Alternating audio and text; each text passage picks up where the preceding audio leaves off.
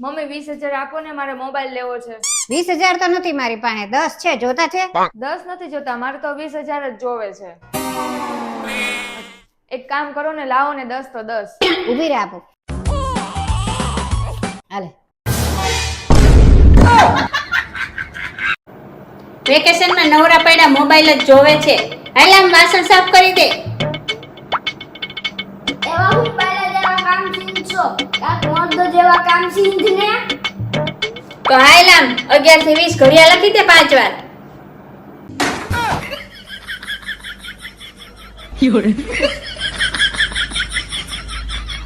હે હું તો મજાક કરતો તો વાસણ તો ધોવા પડે ને.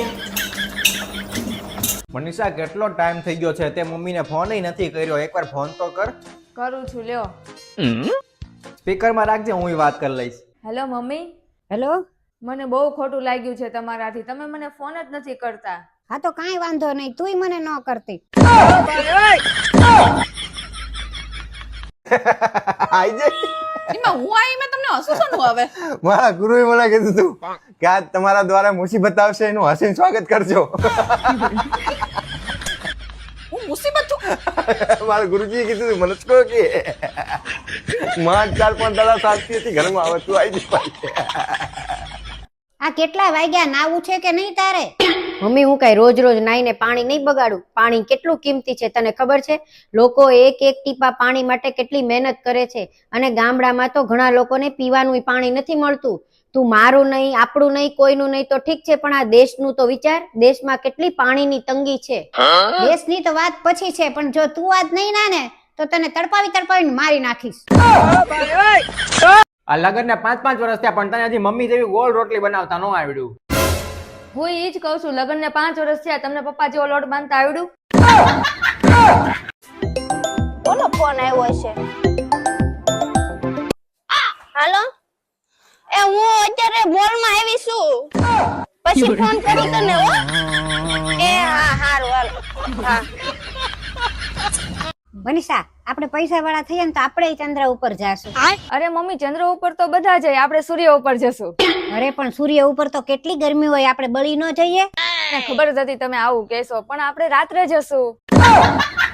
આ રોજ રોજ તમે મારી સાથે ઝઘડો કરો છો ને, નરકમાં જાશો, નરકમાં. તો તું ક્યાં જઈશ? હું તો સ્વર્ગમાં જઈશ. તો મારા નરક જ બરોબર છે. આવો આવો, બેસો બેસો. તમારો છોકરો શું કરે છે? અમારે ફેમિલી બિઝનેસ છે બહુ મોટો.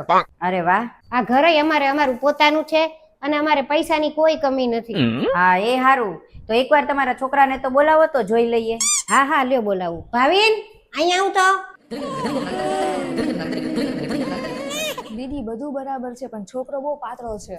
હા મને એવું જ લાગે છે. તો બોલો તમે શું વિચાર કર્યો? આમ તો બધું બરોબર છે, પણ છોકરો થોડોક પાતળો લાગે છે. અરે એનું શરીર જ પાતળું છે, બાકી એની બુદ્ધિ તો બહુ જાડી છે.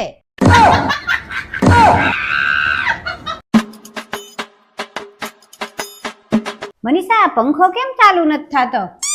અરે મમ્મી, આ રિમોટ થી ચાલુ થાય છે. હે, કર દો. જો. આ લગન પેલા તારા પપ્પા કહેતા હતા કે 50 વીઘા જમીન હશે ને તો જ હું પરણાવીશ. હવે આ જો 50 વીઘા જમીન છે, હવે ખેતી કરવા માંડ. પણ મને ક્યાં ખેતી કરતા આવડે છે? તો પણ 50 વીઘા જમીન હું તારે ધોઈ પીવી હતી. પપ્પા, તમે લગન પહેલા પાકિસ્તાન ફરવા ગયા હતા? ના, કેમ? આતંકવાદી જેવી ક્યાંથી લેતા આવ્યા મનીષા, આખો દિવસ કામ કરી કરીને અહીંયા થાકી જતી આવીશ ને? હા મમ્મી. લગન પહેલા તારા ઘરે તું આવું બધું કામ કરતી હતી? ના મમ્મી, મારા ઘરે તો હું એકે કામ નહોતી કરતી. એક સાચી વાત કહું તને? હા મમ્મી. આ બધા કામ લગન પહેલા તે તારા ઘરે કર્યા હોત ને તો તારી મમ્મી હજી તને 3-4 વર્ષ રાખે ત્યાં.